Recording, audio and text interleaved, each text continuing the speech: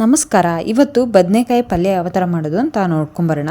ತುಂಬಾ ಚೆನ್ನಾಗಿರುತ್ತೆ, ರೊಟ್ಟಿಗೆ, ಚಪಾತಿಗೆ, ಅನ್ನಕ್ಕೆ ತುಂಬಾ ಚೆನ್ನಾಗಿರುತ್ತೆ ಇದು.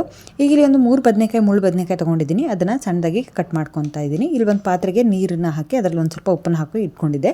ಅದರಲ್ಲಿ ಕಟ್ ಮಾಡಿರುವಂಥ ಬದನೆಕಾಯಿನ ಹಾಕ್ಕೊಂಡಿದ್ದೀನಿ. ಹಾಗೆ ಇಲ್ಲಿ ಒಂದು ಮೀಡಿಯಮ್ ಸೈಜ್ ಈರುಳ್ಳಿನ ಸಣ್ಣದಾಗಿ ಕಟ್ ಮಾಡಿಟ್ಟಿದ್ದೀನಿ.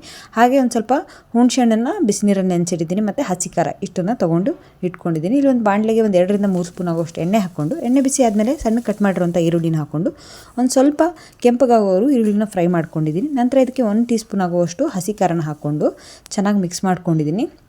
ನಂತರ ಇದಕ್ಕೆ ಒಂದು ಅರ್ಧ ಟೀ ಸ್ಪೂನಷ್ಟು ಅರಿಶಿನ ಪುಡಿ ಮತ್ತು ಒಂದು 1/4 ಟೀ ಸ್ಪೂನಷ್ಟು ಗರಂ ಮಸಾಲ ಇಷ್ಟನ್ನು ಹಾಕಿ ಚೆನ್ನಾಗಿ ಫ್ರೈ ಮಾಡಿಕೊಂಡು, ನಂತರ ಇದಕ್ಕೆ ಕಟ್ ಮಾಡಿರುವಂಥ ಬದನೆಕಾಯಿನ ಆ್ಯಡ್ ಮಾಡ್ಕೊತಾ ಇದ್ದೀನಿ. ಹಾಗೆ ಎಲ್ಲನೂ ಮಸಾಲೆ ಒಂದಕ್ಕೊಂದು ಹೊಂದ್ಕೊಳ್ಳೋ ಥರ ಒಂದು ಸತಿ ಮಿಕ್ಸ್ ಮಾಡಿಕೊಂಡು, ನಂತರ ಇದಕ್ಕೆ ರುಚಿಗೆ ತಕ್ಕಷ್ಟು ಉಪ್ಪನ್ನ ಆ್ಯಡ್ ಮಾಡ್ಕೊತಾ ಇದ್ದೀನಿ. ನಂತರ ಇದಕ್ಕೆ ಹುರಿದು ಪುಡಿ ಮಾಡಿರುವಂತಹ ಶೇಂಗಾ ಬೀಜ ಮತ್ತು ಬಿಳಿ ಎಳ್ಳು ಇದ್ರದ್ದು ಪೌಡ್ರನ್ನ ಒಂದು 2 ಟೀ ಸ್ಪೂನಷ್ಟು ಆ್ಯಡ್ ಮಾಡ್ಕೊಂಡಿದ್ದೀನಿ. ನಂತರ ಇದಕ್ಕೆ 1 ಸ್ಪೂನ್ ಆಗುವಷ್ಟು ಗುರೆಳ್ಳು ಅಥವಾ ಹುಚ್ಚೆಳ್ಳಿನ ಪುಡಿ ಕೂಡ ಆ್ಯಡ್ ಮಾಡ್ಕೊಂಡಿದ್ದೀನಿ. ನಂತರ ನೆನೆಸಿರುವಂಥ ಹುಣಸೆಹಣ್ಣಿನ ರಸ ಇದಕ್ಕೆ ಹಾಕ್ಕೊಂಡು, ಮತ್ತಿನ್ನೊಂದು ಸ್ವಲ್ಪ ನೀರಿನ ಮೇಲ್ಗಡೆಯಿಂದ ಹಾಕ್ಕೊಂಡು ಒಂದು ಸ್ವಲ್ಪ ಬೆಲ್ಲನ ಇದಕ್ಕೆ ಆ್ಯಡ್ ಮಾಡಿಕೊಂಡು ಲಿಡ್ ಕ್ಲೋಸ್ ಮಾಡಿ ಒಂದು 5 ರಿಂದ 10 ನಿಮಿಷದ ಕಾಲ ಬೇಯಿಸ್ಕೊಂಡ್ರೆ ಬದನೆಕಾಯಿ ಪಲ್ಯ ರೆಡಿ ಆಗುತ್ತೆ. ತುಂಬ ಡ್ರೈ ಮಾಡ್ಕೊಳ್ಳೋದು ಬೇಡ. ಇದಕ್ಕೆ ಒಂದು ಸ್ವಲ್ಪ ಗ್ರೇವಿ ಥರ ಇದ್ದರೆ ಚೆನ್ನಾಗಿರುತ್ತೆ. ಒಂದು ಸತಿ ಟ್ರೈ ಮಾಡಿ ನೋಡಿ, ನಿಮಗೂ ಇಷ್ಟ ಆಗಬಹುದು.